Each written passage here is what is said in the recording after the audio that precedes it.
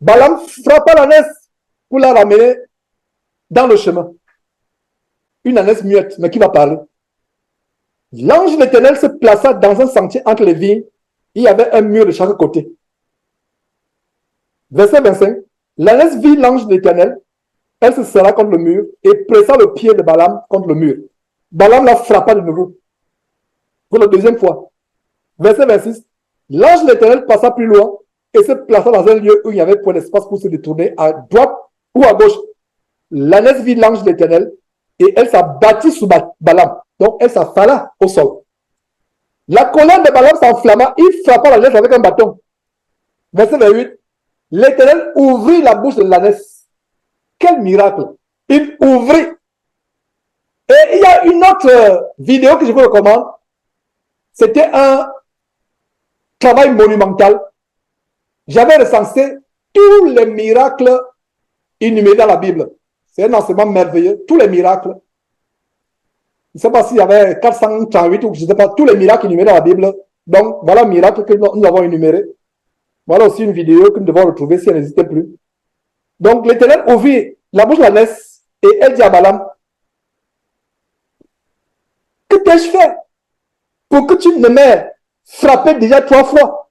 Verset 29, Balaam fut surpris de ce que l'ânesse parlait. C'est ça qu'on dit? Non! Balaam répond naturellement. Balaam répondit à l'ânesse, c'est parce que tu t'es moqué de moi. Si j'avais une épée dans la main, je te tuerais à l'instant. Il parle naturellement à l'âme. Par la folie, je vous assure que ces faux pasteurs qui dénoncent, ils sont ivres de cette folie. L'ivresse du pouvoir, l'ivresse de l'argent, les honneurs, l'ivresse. Verset 30, l'ânesse dit à Balaam, ne suis-je pas ton ânesse que tu as de tout temps? Et qu'est-ce qu'on découvre ici? Les animaux que vous voyez là, les animaux que vous entendez, les animaux que vous parlez, si Dieu le permet, c'est notre mystère. C'est notre mystère. Les animaux pour vous parler, les animaux pour vous entendre.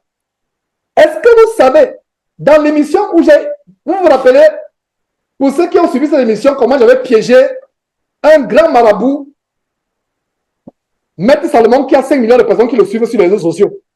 Donc, je l'avais piégé, il donne le pouvoir au faux pasteur. Et je l'avais piégé. Qu'est-ce que je lui ai dit? Je lui ai dit, je veux aussi le pouvoir. En fait, je l'ai bien piégé en direct. C'est pas ça que je disais dans l'émission.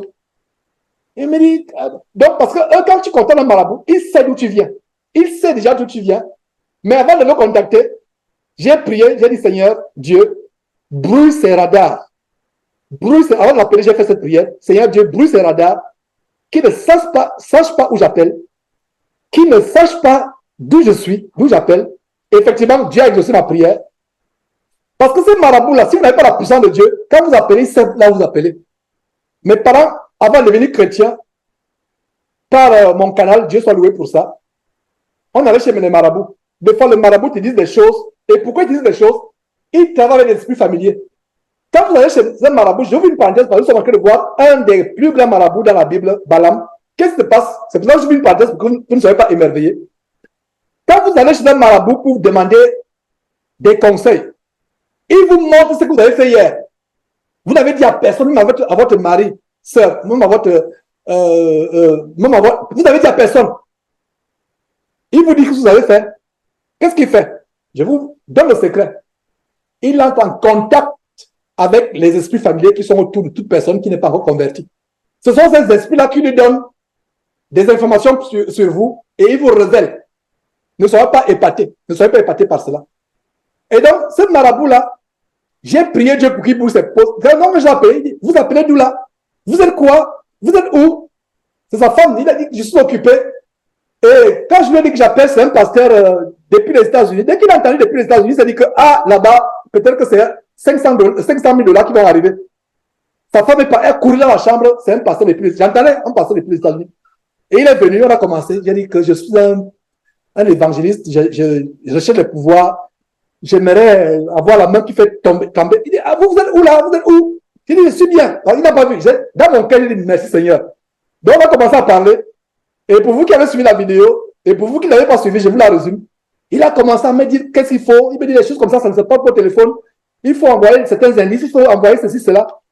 Je l'ai laissé parler. Après, je me suis révélé dire, en fait, je ne vous appelle pas parce que je veux les pouvoirs, je vais vous dénoncer publiquement.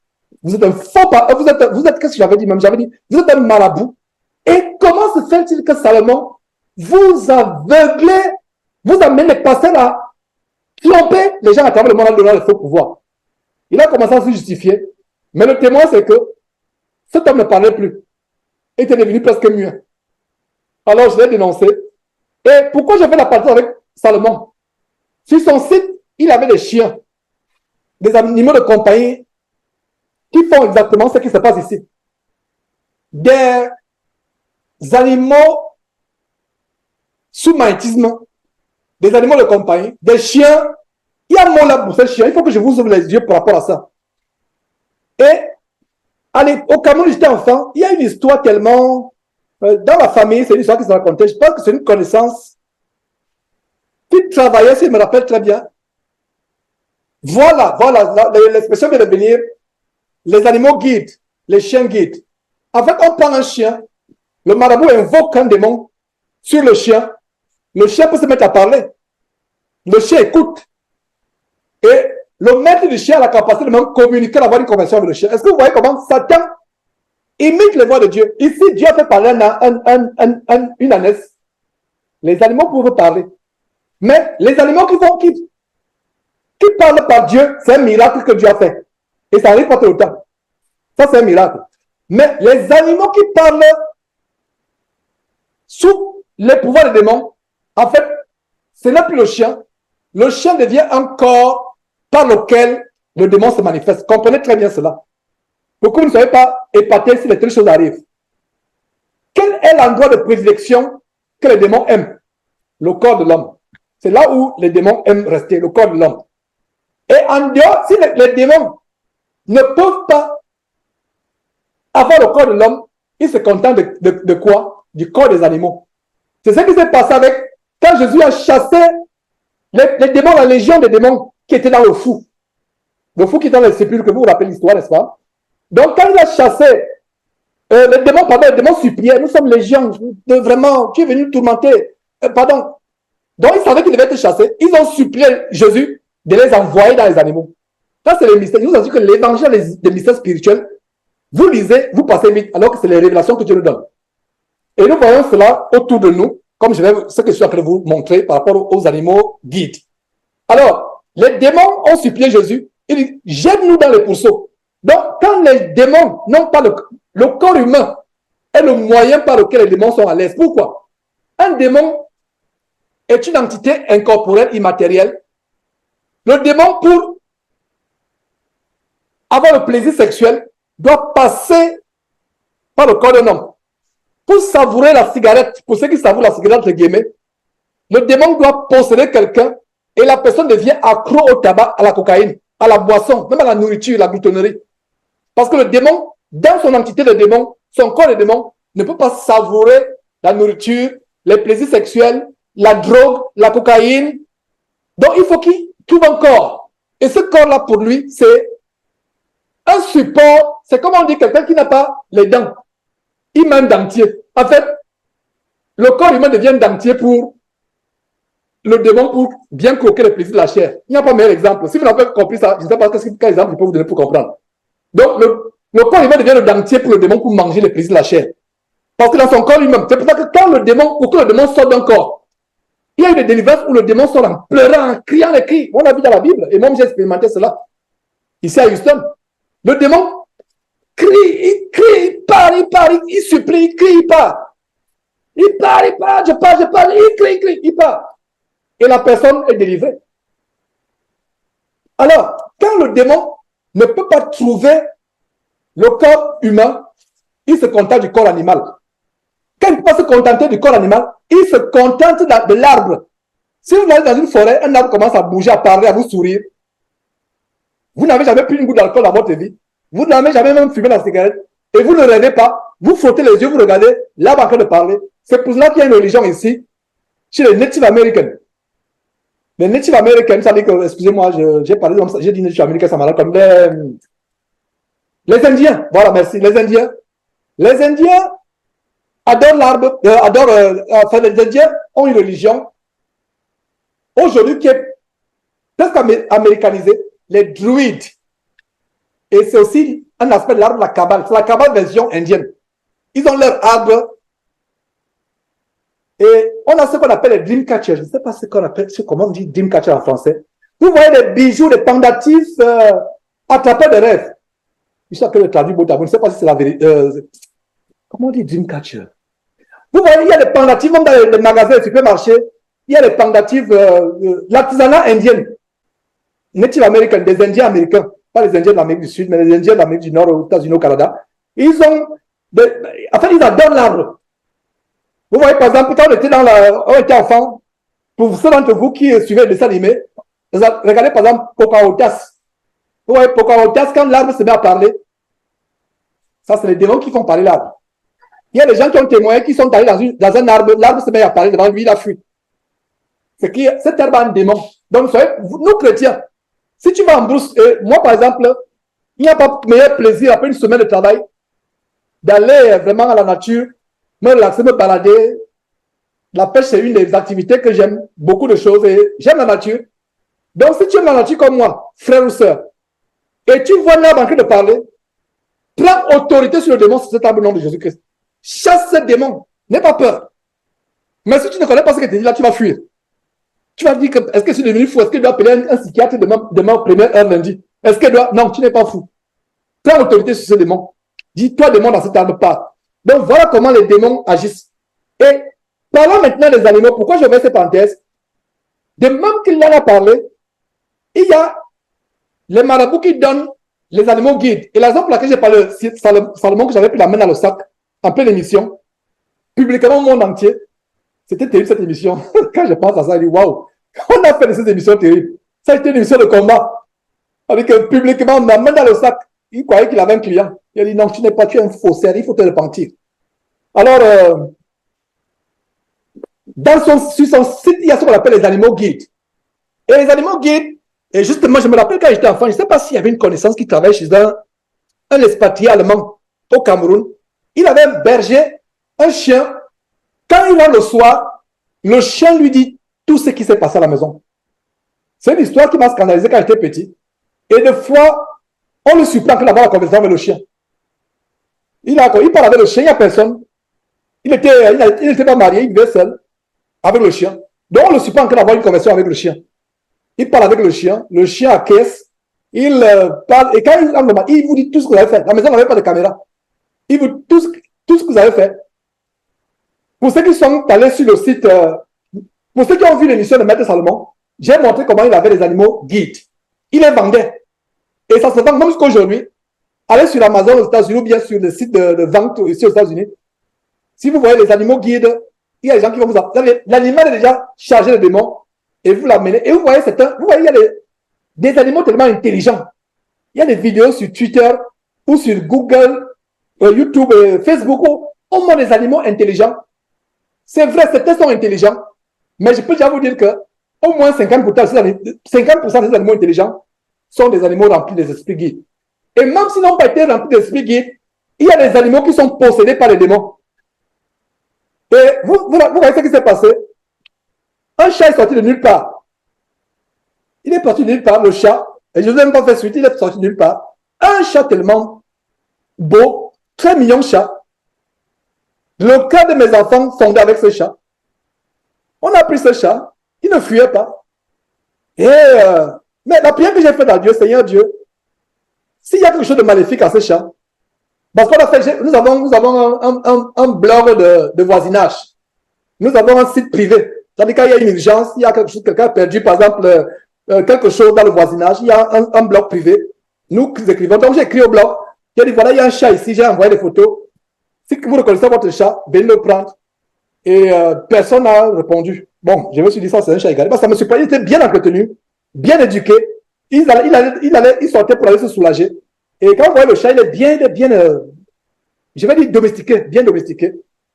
Alors, j'ai fait quand même ma prière, dire aux enfants, je pense qu'il faut faire une prière. Que si ce chat est normal, il n'y a pas de problème, vous pouvez le garder. Maintenant, si ça ne vient pas de Dieu, qu'il disparaisse. Et le chat a disparu lui-même. Il a disparu. Voilà comment j'ai prié, justement, il a disparu. Et il y a donc des animaux comme cela.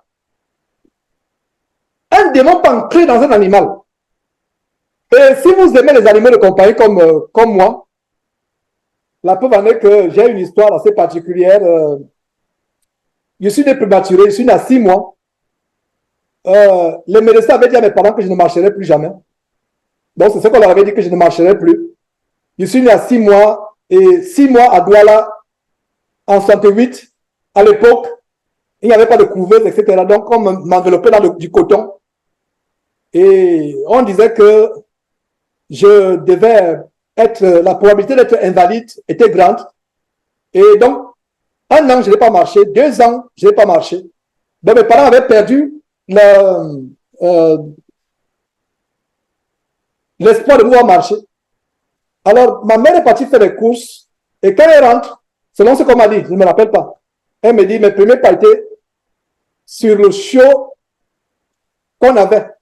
Il était un chien, mais toujours pas chiot, un chien, mais encore petit. Sur le chien que j'avais, mes premiers pas. Donc, c'est comme ça, depuis ce jour-là, que j'ai marché, selon ce qu'ils m'ont dit. Et ce chien est mort à 14 ans, j'avais aussi 14 ans. Il était tellement attaché à ce chien. Donc, ça, c'est un peu l'histoire que j'ai derrière les animaux de compagnie. Et on n'en a pas pour le moment, parce qu'on ne peut pas se le permettre. Mais si on se permettait d'avoir un chien plus tard, et que vous venez me rendre visite, ne soyez pas choqués. Je vous dirai que j'aime les animaux. Et s'il y a certains parmi vous qui aiment les animaux, c'est vrai qu'il y a certains frères, surtout certains frères de quelques régions du Cameroun ou du Gabon, quand ils voient ton chien, il se met à le caresser, en fait le caresser, il tape pour savoir s'il est vraiment en chair. Il le tape pour savoir qu'il est en chair. Je n'en veux pas sur leur culture. C'est pour ça qu'il faut savoir, il y a certaines personnes du Cameroun ou du Gabon, quelques parties du Gabon, je n'ai pas envie de frustrer quelques frères, mais il y a une partie du Gabon ou du Cameroun, quand ton chien, c'est le chien de compagnie. J'aime les chiens. Je ne me cache pas, j'aime beaucoup les chiens. Mais je ne les traite pas comme les gens qui sont ici comme des enfants. Si Dieu me permet d'avoir un chien et que vous me rendez visite, vous allez voir un chien. Mais il y a d'autres frères, quand il vient chez toi, j'avais 2 gros bergers allemands au Gabon. Et quand les frères du ministère là-bas venaient, les frères du ministère là-bas au Gabon, frères entre guillemets, les 2 gros bergers allemands, ils étaient gros, très gros, je les avais fait une Afrique du Sud. Donc quand ils venaient, et ils tâtent, vous voyez, ils se mettent à tâter, mais Georges, vraiment, là, est-ce que tu penses que c'est prêt là? Est-ce que tu penses, et ils ne blaguent pas, ils sont sérieux. Ils disent que si tu penses que c'est prêt là, ils tâtent, ils touchent, ils disent vraiment, Georges là, hein, préparons le yamboué, préparons le chocolat, le foufou là, hein, nous-mêmes, on va venir tourner nous-mêmes. Tu n'es pas encore marié, même nous-mêmes, on va tourner, quand on n'était pas encore là. C'est pour réveiller ceux qui tardent dormir. Je vois que beaucoup sont réveillés. Donc voilà, mes frères et sœurs. Donc le chien, donc si vous aimez un chien, comme moi, j'aime mes animaux de compagnie, surtout le chien. Sauf s'il y a un verset qui me dit maintenant que Georges, le chien, c'est pas bon. Je vais dire, ah Seigneur, je préfère obéir à ta parole. Mais si un frère me montre qu'avoir un chien, c'est mauvais, je vais dire, frère, tu as raison, je ne veux plus. Mais tant qu'il n'y a pas de verset qui dit qu'avoir un chien, c'est mauvais, dès que les moyens permettent, je pense que. Et les enfants ne font que m'harceler. Papa, un chien. Je dis, les enfants, toute chose en temps. Toute chose. Laissez que Dieu ouvre une porte. Si Dieu ouvre une porte, ok, vous pouvez avoir un chien. Donc là, actuellement, on ne peut pas. Chaque chose a son temps. Alors, donc, si vous aimez les chiens comme moi, priez pour vos animaux. Priez. Priez pour les animaux. Dites, Seigneur Dieu, si mon chien est une porte d'entrée à un démon, ferme cette porte. Priez pour les animaux. Priez. Pourquoi? Quelqu'un peut invoquer un démon sur un animal pour t'attaquer. Comme cette histoire d'un grand boxeur ou footballeur congolais en Afrique du Sud, très célèbre. On en a parlé à travers le monde. Même ici aux États-Unis, l'information nous est arrivée ici. Un Congolais, je ne sais pas si c'était un grand footballeur, un grand boxeur célèbre. Il a été mangé par 2 de ses chiens. Il y a quelques mois, hein, mangé par 2 de ses chiens. Quand j'ai vu ça, il dit conforte, voilà. C'est ce que j'enseigne souvent. Ce n'est pas la première fois que j'enseigne ce que je vous enseigne là. Voilà ce que j'en sais, ce qui s'est passé. Il dit, ah bon, oui, effectivement, c'est vrai. Parce que, et l'histoire, c'est qu'il était tellement attaché à ses chiens les mains. Est-ce que vous savez que quelqu'un peut vous tuer par votre chien? Il invoque un démon dans votre chien est bien agressif, il ne vous reconnaît pas.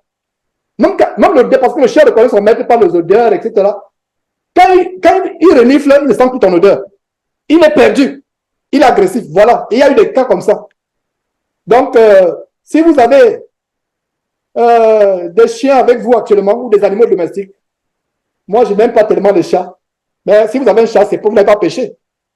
Si vous avez, je ne sais pas, des cochons d'Inde, les pets, les animaux de compagnie, vous n'avez pas péché. Maintenant, si on trouve un verset un jour qui dit qu'on a péché, parce que vous savez pourquoi animal de compagnie, ce n'est pas un péché? Je peux me tromper, mais il y a un verset qui nous montre en détail un animal de compagnie. L'histoire, c'est l'histoire de qui? Quand Nathan est parti parler au roi David, Nathan a été envoyé par Dieu, il avait peur. Il a dit vraiment, Seigneur, moi, tu me dis d'aller confronter David de ce que David est parti avec la femme d'Uri, Bathsheba. Ah, je ne peux pas. Alors, il est venu avec l'histoire d'un homme qui avait un agneau. Il prenait l'agneau comme son enfant, il couchait avec l'agneau, il vraiment dorlotait l'agneau, comment on dit en anglais, pamper. Il dorlotait l'agneau, etc. Et David a été touché par cette histoire. Il est entré dans une colère, il a dit que une telle personne soit mise en pièces sur le champ. Nathan a dit, tu es cette personne. Ah bon, comment je suis cette personne? Tu as pris l'agneau de quelqu'un. Donc cette histoire nous montre que Dieu n'interdit pas qu'on ait des animaux de compagnie. Je ne veux pas vous imposer mon amour pour les chiens. Je vous ai donné mon témoignage, comment je suis né. Donc, il y a des chrétiens qui disent, mais Georges, au Gabon, Georges, moi, je ne viens plus chez toi, avec tes deux gros chiens là, je ne viens plus. Et ils ne venaient plus. Je dis, mais comment vous ne venez plus? Ils sont bien, ils ne peuvent pas. Non, moi, je n'aime pas. Bon, ceux qui venaient, je me rappelle, je ne vais pas donner sa tribu pour ne pas vous frustrer. Il tape bien, il tape, il dit, vraiment, Georges, là, il faut qu'on revienne dans 2 semaines là, on va préparer le foufou. Bon, ça ne limitait pas. Je comprenais que, bien qu'il était sérieux, il était sérieux. Il y a des documentaires là où les gens vendent les chiens. Même les Chinois, il y a des magasins ici au Texas où les Chinois vendent les chiens. Donc, il y a des races qui mangent les chiens. Est-ce que si vous mangez le chien, c'est un péché? Ça, c'est l'opinion. Si vous mangez le chien et que vous pensez que c'est normal, ok, c'est votre culture. Je ne vais pas. C'est votre tradition, pas culture. Je n'aime pas le mot culture. C'est votre habitude alimentaire, même pas tradition ou culture. Je n'aime pas ces mots. C'est votre habitude alimentaire. La Bible dit mangeons de tout ce qui se vend au marché. Est-ce que ça m'affligerait de voir quelqu'un manger le chien? Je ne peux pas vous mentir pour être honnête. Ça va quand même m'affliger. Si je peux te convaincre, maintenant, si c'est tout ce que tu as mangé, ok, il n'y a pas de problème. Donc, fermons cette parenthèse sur le chien. Pourquoi j'ai fait cette parenthèse? Nous avons une analyse qui parle. Donc, parole d'instruction et de discernement. Faisons attention. Un animal peut se mettre à parler. Un animal peut se mettre à entendre. Et si un animal se met à parler ou entendre, c'est qu'il y a quelque chose de spirituel qui est en action. Et quand il dit spirituel, soit ça vient de Dieu, et ça vient réellement de Dieu, et à 99,99%, ça vient de Satan. Quand un animal parle. Et les démons habitent les hommes, leur habitation de prédilection, les êtres humains. Secondairement, c'est les animaux. Et quand ils n'ont pas possibilité d'entrer dans les animaux, dans les arbres, et même quand ils n'ont pas possibilité d'entrer dans les arbres, dans les objets. C'est pour cela que les poupées, comment on appelle Taffing animals, comment on appelle ça en français? Vous voyez un peu les nounours, c'est ça, nounours, c'est ça? C'est ça qu'on dit en français. Les perruches, comment on appelle? Voilà, merci. Donc, vous voyez les perruches, là, etc. Je te dis, si tu as ça dans la maison, mets ça à la poubelle après cet enseignement. Pas maintenant, mets ça à la poubelle. Si tu as ça à la maison, mets ça à la poubelle. Et là, c'est pas tu vas me dire, mais tu as dit de prier pour les chiens, pour les animaux de compagnie, on peut aussi prier pour les peluches. Là, c'est à part. Et si tu veux le témoignage, non que témoignage, je vais te donner ce témoignage, et pas seulement de moi, beaucoup de couples, les poupées, les jouets. C'est pour ça qu'au début, quand les enfants étaient petits, n'ayant pas la connaissance, on achetait les poupées, les jouets, etc. Et même les gens de Hollywood ont fait les films à ce sujet. Il y a un film que j'avais regardé à l'époque, quand je regardais ces choses impures, Chuck, la poupée qui prend un couteau, qui se lève la nuit, tue les gens dans la maison. Les gens de Hollywood montrent des choses réelles. Donc, si vous avez des poupées dans la maison, les trucs en peluche, là, les ours en peluche, les animaux en peluche, c'est un grand nom. Ça, il faut enlever ça à la maison. Les figurines. Tout ce qui est figurine, c'est les portes d'entrée au démon. Maintenant, si vous aimez les animaux de compagnie, priez pour ces animaux. Et même avant de prier, demandez à Dieu si l'animal qui est avec vous a quelque chose de mauvais. S'il a quelque chose de mauvais, et si Dieu ne peut pas l'en séparer, débarrassez-vous de cet animal. Et quand il débarrassez-vous, il ne s'agit pas d'aller donner à quelqu'un d'autre. Toi, tu ne peux pas enlever quelque chose qui a des démons et aller donner à l'autre. Donc, débarrassez-vous. Et il nous est arrivé justement. Oh là là, il y a tellement d'histoires. C'est Dieu qui a voulu que je vous parle de cette histoire des animaux.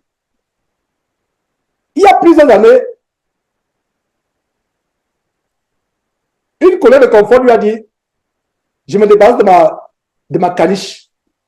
Très belle caniche, très beau chien. Je vois encore ce pelage marron. Très beau chien. Petit chien aux gens qui ne grandit pas.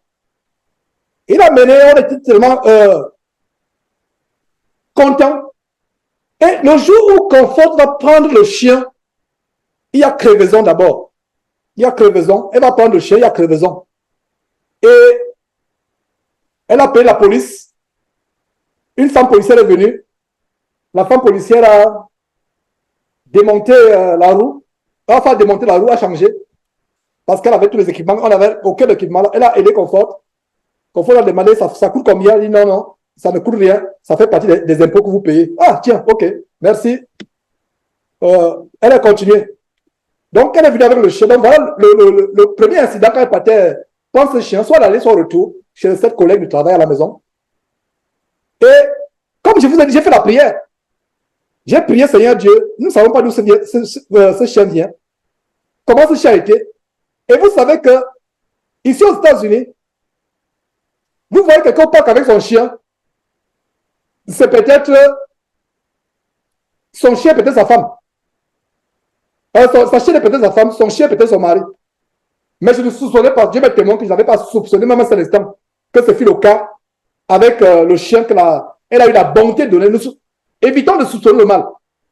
Ne soupçonnons pas parce que bien des fois, nous chrétiens sommes forts à tirer des conclusions. Dieu m'est témoin, je n'avais pas soupçonné le mal. Mais il y a un fait que je vous dis. De plus en plus, des femmes célibataires que vous voyez là, elles ne veulent pas se marier parce qu'elle a déjà son mari. Le chien qu'elle m'a au parc là, c'est son mari. L'homme que vous voyez, d'ailleurs, il y a une vidéo qui a choqué les gens que Jésus qui t'a montré dans une émission à l'époque. Un homme qui se marie avec son chien et ses amis, ses parents sont là avec son chien. J'avais montré cette vidéo il y a je ne sais pas combien d'années, 7 ans, combien d'années. Donc, les chiens que vous voyez, il y a des chiens qui sont les chiens qui sont des maris des femmes, des chiens qui sont les chiens qui sont les maris des femmes, des chiens qui sont les femmes de certains hommes. Donc, faisons attention. Mais Dieu m'est témoin, je vous dis, je ne mens pas. Je n'avais eu aucune idée négative par rapport à ce chiot. On était tellement contents que voilà une personne, non, ce chiot a eu une nouvelle famille. Mais, sans dire la confort, j'ai fait comme ma prière derrière, j'ai dit, Seigneur Dieu, si ce chien est pur, il n'y a rien de mauvais, qu'il reste avec nous. Mais s'il n'y a rien de mauvais, qu'on se débarrasse de ce chien. Et justement, quand les jours sont passés, je n'ai pas répondu sur le champ. Mais à un moment, on a eu la révélation que le chien a été exposé visiblement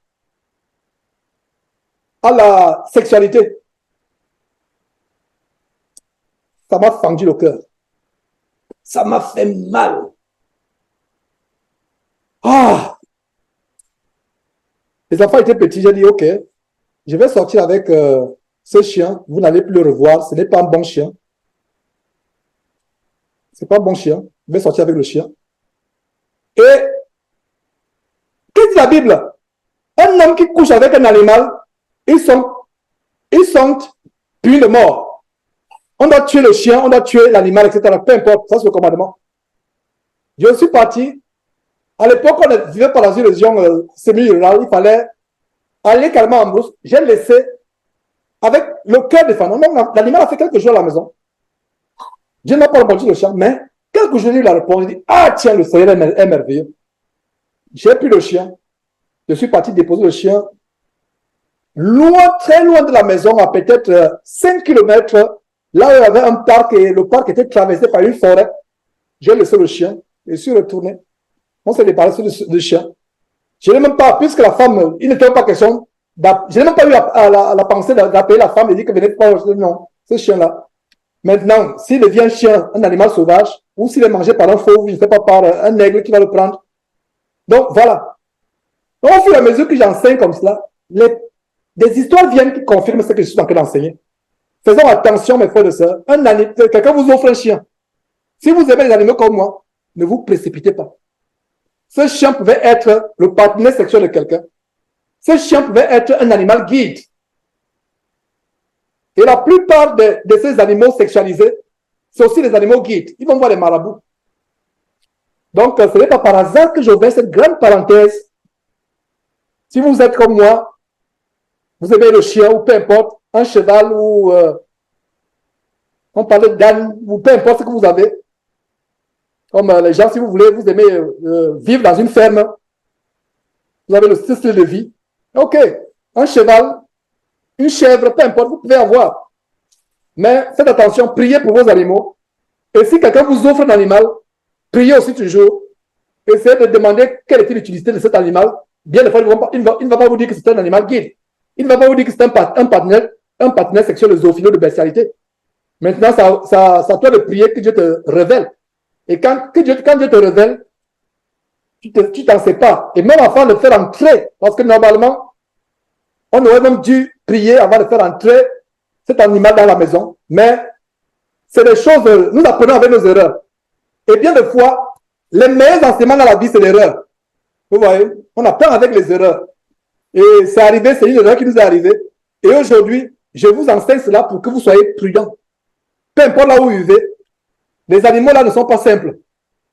Les sorciers utilisent beaucoup d'animaux. Si je commence à vous raconter des histoires de délivrance que j'ai eues, ma famille et moi, par rapport à un animal, un hibou qui apparaît de nulle part, un chat noir qui apparaît depuis nulle part, un chat noir, tu ouvres la fenêtre comme ça, tu vois un chat noir qui est là, qui te menace à distance dans la rue. Tu penses que c'est par hasard. Et des fois, quand tu prends l'autorité, il disparaît. Quand il disparaît, ça veut dire qu'il disparaît comme si une étincelle a jailli et elle a disparu.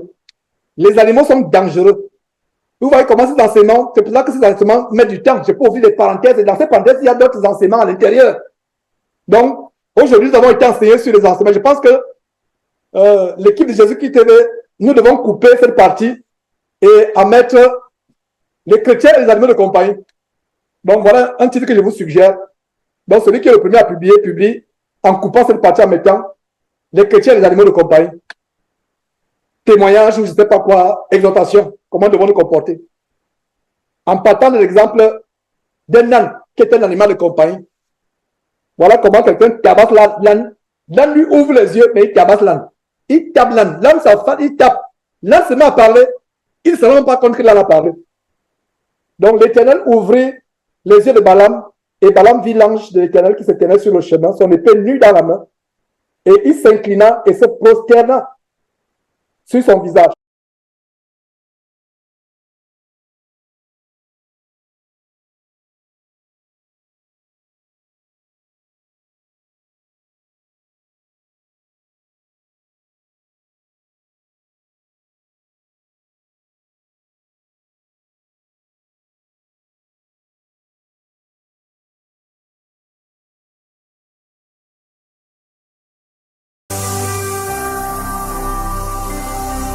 Jésus-Christ TV, vous connaîtrez la vérité et la vérité vous affranchira.